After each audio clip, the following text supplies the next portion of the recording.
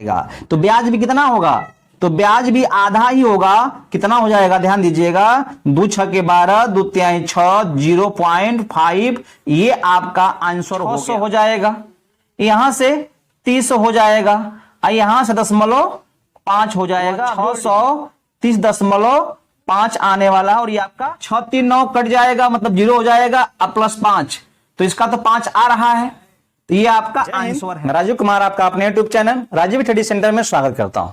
तो आइए आज हम लोग पढ़ते हैं चक्रवृद्धि ब्याज CI, और इसको हम लोग बेसिक से, ट्रिक से और उससे भी बेहतर ट्रिक से पढ़ने वाले हैं। तो आप वीडियो को पूरा देखिएगा, आप ही के लिए इसमें बहुत कुछ है। वीडियो मिस करेंगे तो बहुत कुछ मिस करेंगे। आप मेरी बात समझ गए होंगे। तो आइए शुरू करते हैं आज का प्रश्न। 4000 का 5% वार्षिक ब्याज की दर से 3 वर्ष का चक्रवृद्धि ब्याज क्या होगा बताना है, ऑप्शन दिया है। तो सबसे पहले हम परसेंटेज ट्रिक लगाते हैं। वो ट्रिक क्या है, ध्यान दीजिएगा।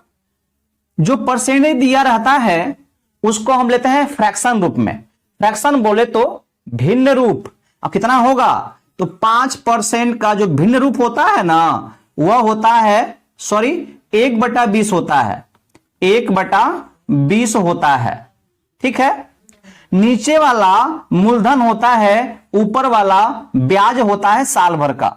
ठीक है, तो मूलधन में ब्याज जुड़ेगा, 21 बन जाएगा, जो मिश्रधन हो जाएगा। ऐसा करने के बाद मूलधन 20 था और मिश्रधन जो है 21 हो गया। ऐसा लिख लीजिए। लिखने के बाद कितनी वर्ष की बात कर रहा है, 3 वर्ष का, तो 3 यहां कर देंगे और 3 यहां कर देंगे। ठीक है, तो जो हमको मिलेगा, यहां मिलेगा 8000 और यहां मिलेगा 9261, है ना। तो ये मूलधन प्राप्त होता है और ये मिश्रधन प्राप्त होता है, और मूलधन और मिश्रधन का जो अंतर होता है वह ब्याज प्राप्त होता है। कितना यहां पे हो जाएगा, 1261 हो जाएगा ब्याज। लेकिन जो मूलधन है वो तो 4000 दिया था, अब मेरा मूलधन 8000 आ रहा है, यानी यह 8000 नहीं है बल्कि 4000 है। यानी कितना है, 1/2 गुना है, यानी 8000 का 1/2 गुना है। तो जो भी यहां पे हम लिखे हैं वह भी 1/2 यानी आधा हो जाएगा। तो ब्याज भी कितना होगा, तो ब्याज भी आधा ही होगा। कितना हो जाएगा, ध्यान दीजिएगा, 2 6 के 12, 2 3 6, 0.5, ये आपका आंसर हो गया। इसी को हम समझते हैं एक और विधि से, ध्यान दीजिएगा। उस विधि का नाम है वर्गांतर विधि। इसमें क्या करते हैं, तो जो दिया है 4000 उसको लिखिए, परसेंटेज का मतलब है 1/20, इससे गुणा कर दीजिए, कुछ तो आने वाला है। तो देखिए कटेगा, यहां से 2 से ये कटेगा, मतलब 200 आ गया ना। ठीक है, अब क्या करने वाले हैं, तो अब जो ये वाला आया है उसका हम फिर से यही काम करेंगे, 1/20 निकालेंगे, जो कितना मिलेगा, ध्यान दीजिएगा, ये कटेगा, ये कटेगा, यहां से 10 आएगा, है ना। अब एक बार फिर करेंगे, क्योंकि 3 साल कह रहा है तो 3 बार करना है। तो अब फिर 10 का हम 1/20 करेंगे, जो कितना आएगा, 10.5 आने वाला है।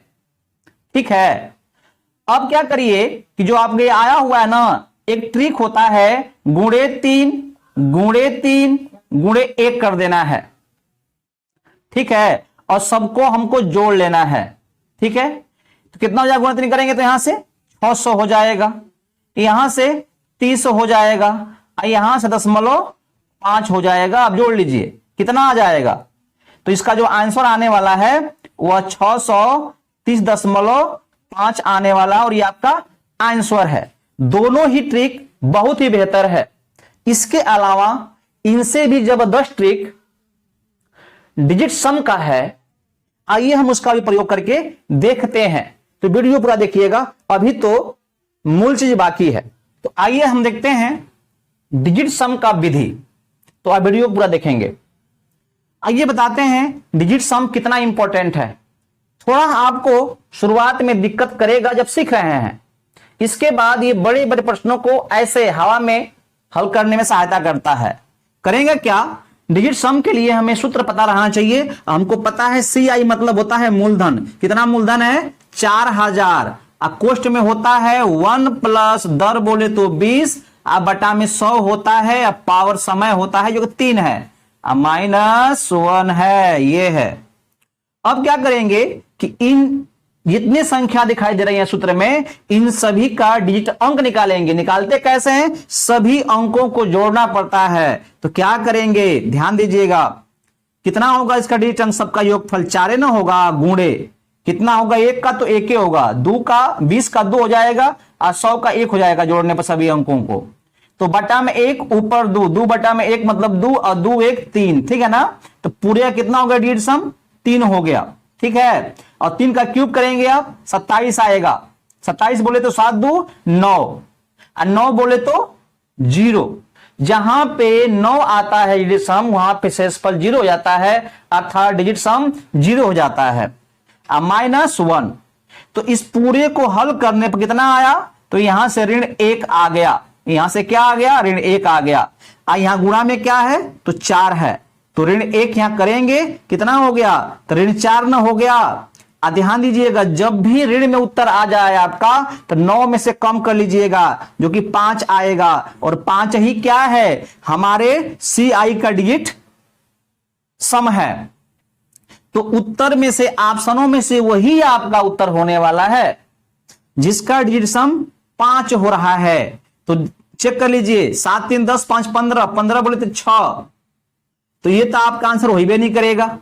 6 3 9 कट जाएगा, मतलब 0 हो जाएगा, अब +5, तो इसका तो 5 आ रहा है, तो ये आपका आंसर है। आगे भी चेक कर लीजिए, 7 3 10 या 7 2 9 हो गया, 5 3 8, ये आपका आंसर नहीं होगा। यहां देखिए 6 3 9 ये कट जाएगा, अब 5 2 7, ये भी आपका आंसर नहीं होगा। तो क्लियर हो गया कि ऑप्शन कौन सही है? बी वाला सही है।